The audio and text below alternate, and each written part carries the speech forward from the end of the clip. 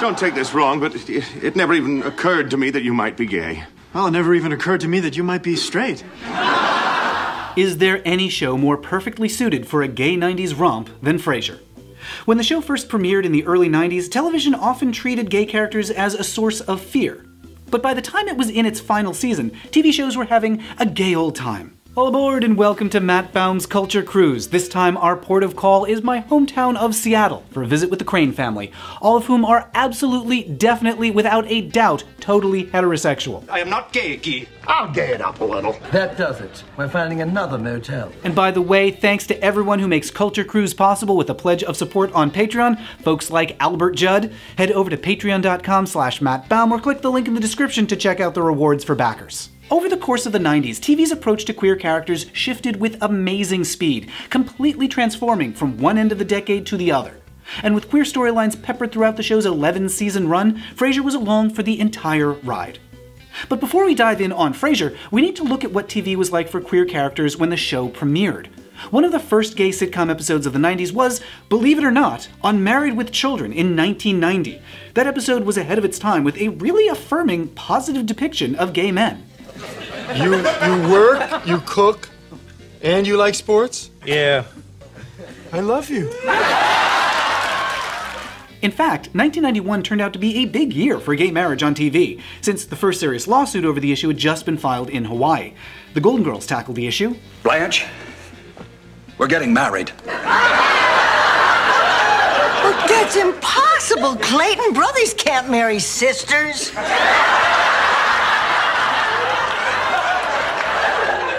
That's right, you're from the South. And the show Rock went even further, showing TV's first same-sex commitment ceremony. I mean, Russell here just said he was gay. Oh, for God's sakes, Rock, it's the 90s. Don't you ever watch Oprah?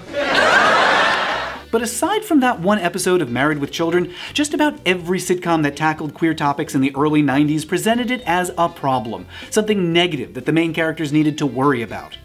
Murphy Brown did an episode where Miles panics over having a gay dream. Designing Women did an episode where Suzanne panics when a friend comes out. Oh, Suzanne, loosen up. It's the 90s. Yeah, well, it's not the gay 90s. Oh, but it was. And the gay 90s were just getting started, thanks in large part to Frasier. That one series probably did more gay episodes than any other until Ellen and Will and Grace. And it started with a 1994 episode entitled The Matchmaker. I have a whole separate video about that one, but here's a quick recap to get you caught up, and so we can look at how it compares to later gay episodes. It starts with Frasier meeting his new boss, Tom. Tom assumes that Frasier is gay due to some accidental innuendo. I take it then you are unattached? Yes, but I haven't given up hope. Well, you may have come to the right place. Really?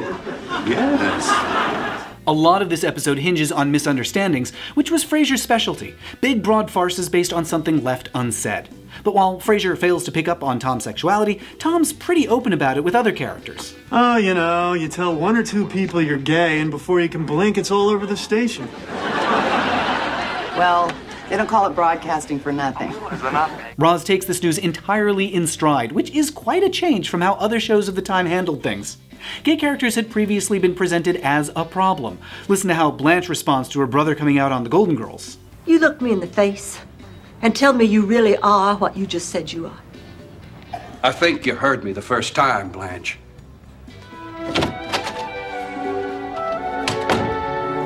You know it's a big deal when it gets the very special episode music. But Roz doesn't even turn around. She heard what Tom said, and it's not a problem for her. I'm trying to think of an earlier example of a sitcom character coming out and nobody batting an eye, and I'm not coming up with anything. Let me know if you can think of anything earlier. Things escalate between Tom and Frasier with innocent conversation that Frasier doesn't realize is flirting, and soon Tom is sure they're talking about one thing while Frasier thinks another. He seems like a nice guy. Oh, he's okay. Well, I hope he's more than okay. He just asked me out on a date.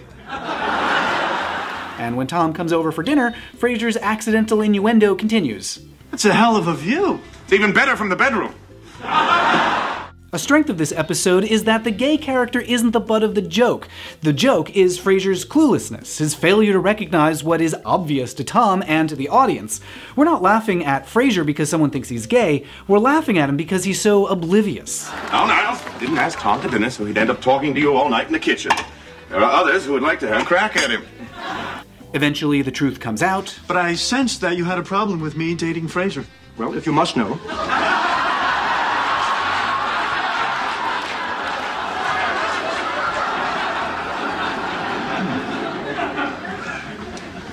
I'm sorry, what was the question? And then we get the obligatory I can't believe it's not heterosexual scene.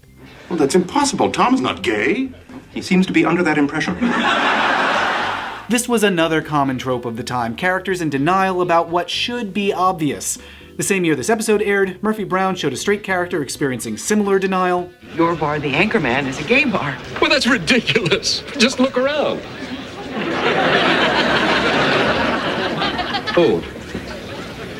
Oh my. And Blanche was pretty slow to pick up what her brother was trying to say. This is Doug. He's my friend. My very special friend. Well, any friend of Clay's. But now that he realizes what's been going on, it's time for Frasier to clear things up. He's a little uncomfortable about the whole situation. You're cute when you're nervous.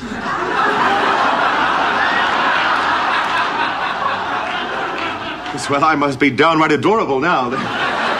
But ultimately, Frasier apologizes as gracefully as he can, and Tom takes the news as gracefully as he can. Even by today's standards, this is a pretty positive depiction of a gay character. There's no hint of hostility from Frasier aside from the awkwardness of having been on a date with his boss. In fact, there's so little homophobia in this episode that I think you could make just a few little changes to the dialogue and make it a comedy of errors about Frasier obliviously going on a date with a female boss. Given how other shows presented homosexuality as some kind of crisis, that this episode doesn't treat it like a big deal is itself a big deal. And in fact, Frasier seems to take Tom's assumption somewhat in stride. Don't take this wrong, but it never even occurred to me that you might be gay. Well, it never even occurred to me that you might be straight. Thank you. After years of hand-wringing about homosexuality on TV, the Matchmaker came at the start of a very different approach. Around the mid-90s, queer characters stopped being a source of anxiety or causing a crisis, and started just being there. No longer causing a problem of the week, but a fact of life. Friends wrapped up its first season with a lesbian character talking pretty frankly about the realities of being a queer parent. Everyone knows who you are, and who am I? There's Father's Day, there's Mother's Day, there's no Lesbian Lover Day! Every day is Lesbian Lover Day! And then a few months after that, viewers saw multiple episodes about same-sex commitment ceremonies, one on Friends and another on Roseanne. That's probably connected to something that was going on in the news at the time. The case in Hawaii that was started in 1991 looked like it could result in marriage equality being legalized nationwide. Gay marriage was a hot-button issue in 1995 and 1996, or at least it was until Bill Clinton signed the Defense of Marriage Act right before the election. And that was pretty much the end of gay weddings on TV for the 90s. Once DOMA was signed in 1996, the topic almost completely disappeared. But in part because of issues like DOMA and Don't Ask, Don't Tell, LGBTQ issues were a big part of the national conversation around the 1996 election. And while queer people had always recognized the need for political organizing, they were getting really good at it by the mid-90s, which was reflected in one of the most positive depictions of a queer character to date, Carter, on the pilot episode of Spin City. On that show, after the mayor accidentally insults the gay community... Mr. Mayor, would you consider marching in the Gay Pride Parade this week? What are you, drunk? His advisors realize they don't have any queer people on staff, so they recruit a local activist. Carter is presented as smart, confident, and the only character with a moral compass in an office full of cynical political operatives. Thank you for asking me to be a part of this administration. I accept. And I promise you, as long as you're in office, I'm going to be your worst nightmare. Splendid! Welcome aboard. This was part of a trend that started around 1996, in which sitcoms shifted the way that they presented homosexuality. If Frasier's Matchmaker episode represented a step forward in presenting homosexuality as no big deal, TV was about to go even further by showing that queerness can actually be desirable, something that straight people want to have and keep around, rather than it being a problem to solve. But that was by no means an instantaneous change. There were still episodes of TV where queerness led to crisis, like, for example, Frasier's next gay episode, 1996's The Impossible Dream, in which Frasier is plagued by dreams of having sex with a colleague. Well, look who's up. This was one of several gay dream episodes in the 90s. A few years earlier, on Murphy Brown, Miles had a dream about a gay coworker and freaked out. There's nothing to be embarrassed about. Lots of people have homoerotic dreams. Have you? Are you kidding? I have another Culture Cruise video about that episode, there's a link in the description, and Ellen was also about to have a lesbian dream a year later. Ellen, did you see they're having a special on melons? What does it mean that there were multiple gay dream sitcom episodes around this time? Well, if I was television's therapist, I might suggest that various shows were grappling with the question of how to depict homosexuality at a time when standards were shifting from it being presented as a taboo to being presented as a natural part of life. These dream sequences might have been a way of testing the waters, experimenting with the desire to represent queer lives without having a clear roadmap of how to do so. And in fact, TV's actual analyst, Oprah, agrees. Ellen, if you keep this to yourself, you're just going to continue to have these dreams. And then it's going to start showing up in your waking life as these little clues that get more and more obvious and eventually tiresome.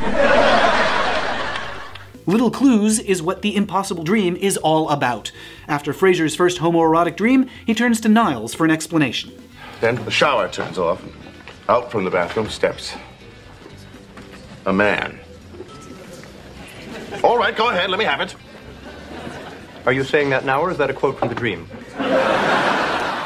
It's worth noting that while Frasier is disturbed by the dreams and baffled, he isn't scared that he might be gay, at least not like Miles was on Murphy Brown a few years earlier. In fact, he's ready to honestly confront the possibility that he has indeed been repressing something. I've exhausted every other possible interpretation of this dream. Is it possible my subconscious is trying to tell me something about my sexuality? In fact, Frasier gives voice to something that audiences had long noticed, that he really seems gay, because he conforms to a lot of stereotypes that had always been used as code for queer characters. I was sensitive as a child. I didn't go in for sports.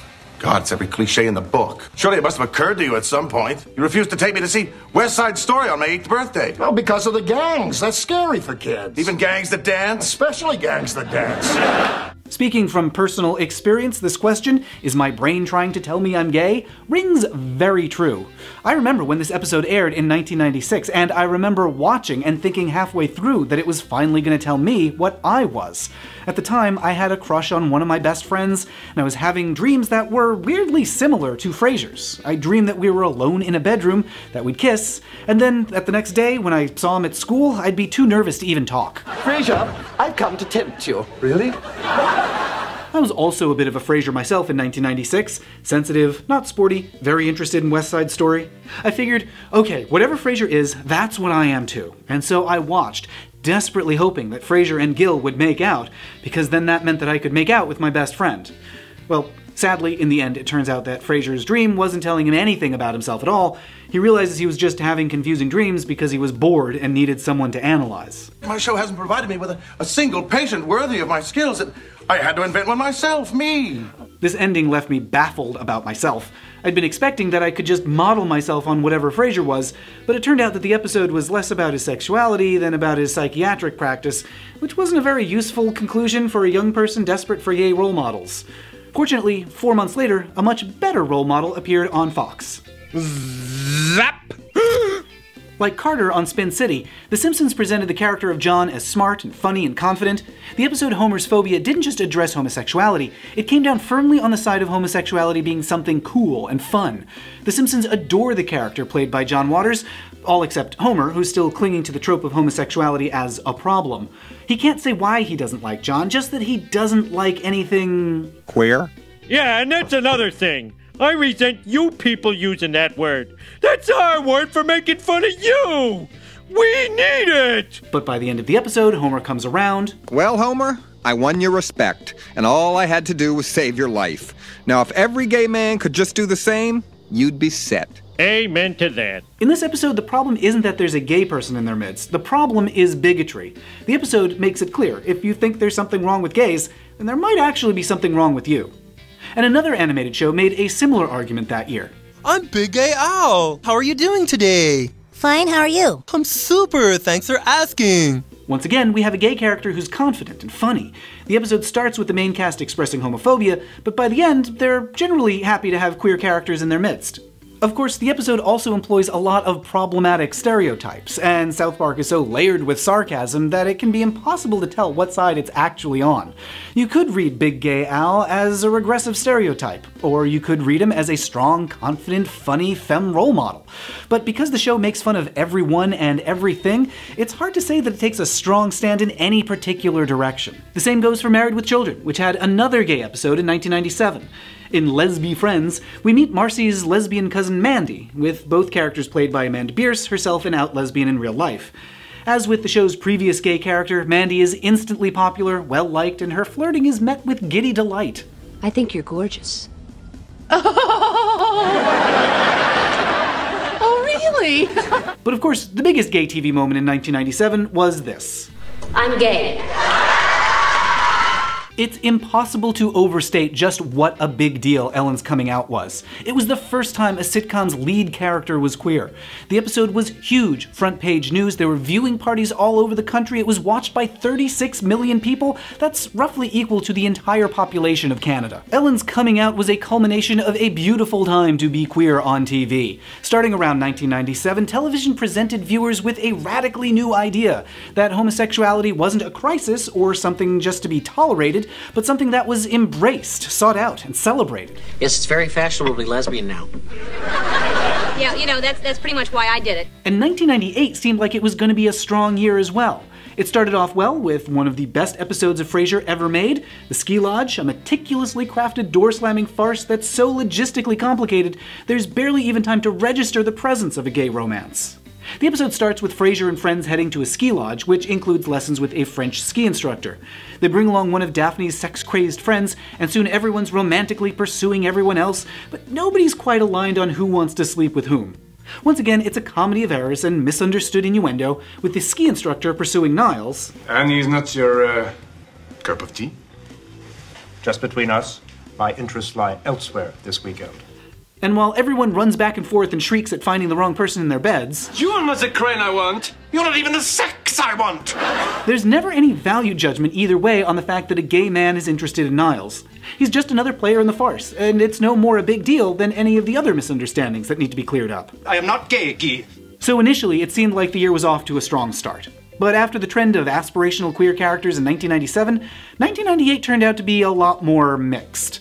On one hand, the ski lodge features an even-handed depiction of a queer character, and even lets him express romantic interest without anyone finding it scary. But on the other hand, a few months later, ABC canceled Ellen's sitcom, leaving television without its most prominent queer lead. And a few months after that, Will and Grace premiered, ushering in a whole new era of television in which queer characters could be the focus of every single episode. And a few months after that, That 70s show depicted the first same-sex male kiss on television, but it wasn't a kiss that the main character wanted, and he reacts with a level of terror that feels like a throwback to, well, the 70s.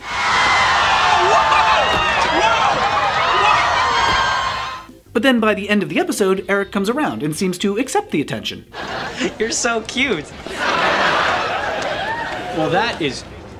Well, I guess I am.